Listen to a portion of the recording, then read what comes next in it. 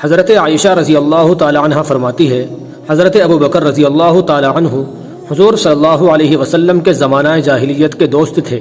ایک دن حضور صلی اللہ علیہ وسلم کی ملاقات کے ارادے سے گھر سے نکلے۔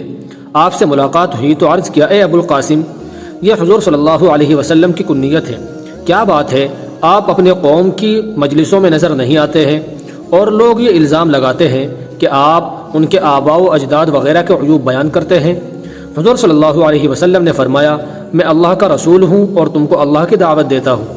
جو ہی حضور صلی اللہ علیہ وسلم نے اپنی بات پوری فرمائی، حضرت ابو بکر فوراً مسلمان ہو گئے۔ حضور صلی اللہ علیہ وسلم حضرت ابو بکر کے اسلام لانے سے اس قدر خوشی کے ساتھ واپس ہوئے کہ کوئی بھی مکہ کی ان دونوں پہاڑیوں کے درمیان، جن کو اخشبین کہتے ہیں، آپ سے زیادہ خوش نہ تھا۔ اور حضرت ابو بکر وہاں سے حضرت عثمان بن عفان اور حضرت طلحہ بن عبید اللہ اور حضرت زبیر ابن العوام اور حضرت سعد بن ابی وقاص کے پاس تشریف لے گئے۔ یہ حضرات بھی مسلمان ہو گئے۔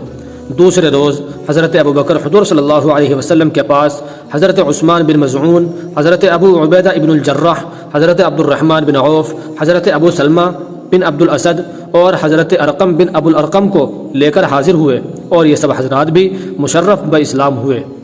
حضرت ابو بکر صدیق رضی اللہ تعالی عنہ کی حضور صلی اللہ علیہ وسلم سے ملاقات ہوئی تو انہوں نے عرض کیا، اے محمد، قریش جو کہہ رہے ہیں کیا وہ صحیح ہے کہ آپ نے ہمارے معبودوں کو چھوڑ دیا ہے اور آپ نے ہمیں بیوقوف بتایا ہے اور ہمارے آباء و اجداد پر کفر کا الزام لگایا ہے؟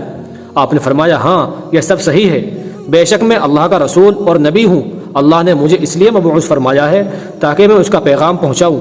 میں تمہیں یقین کے ساتھ اللہ کی دعوت دیتا ہوں، اللہ کی قسم، بے شک حق یہی ہے۔ اے ابو بکر، میں تم کو ایک اللہ کی دعوت دیتا ہوں جس کا کوئی شریک نہیں ہے، اس کے سوا کوئی عبادت کے لائق نہیں ہے، اور ہمیشہ اس کی اطاعت کرتے رہو۔ اس کے بعد آپ نے قرآن پڑھ کر سنایا۔ حضرت ابو بکر نے اقرار کیا اور نہ انکار، اور اسلام لے آئے اور بت پرستی چھوڑ دی اور اللہ کے شریکوں کو بھی چھوڑ دیا اور اسلام کی حقانیت کا اقرار کر لیا، اور ایمان و تصدیق کے ساتھ حضرت ابو بکر واپس ہوئے۔ دوسری روایت میں یہ آیا ہے کہ حضور صلی اللہ علیہ وسلم نے فرمایا کہ میں نے جس کو بھی اسلام کی دعوت دی وہ ضرور ہچکچایا اور تردد میں پڑا اور کچھ دیر سوچ کر اسلام کو قبول کیا، لیکن جب میں نے حضرت ابو بکر کو دعوت دی وہ نہ ہچکچائے اور نہ تردد میں پڑے بلکہ فوراً اسلام لے آئے۔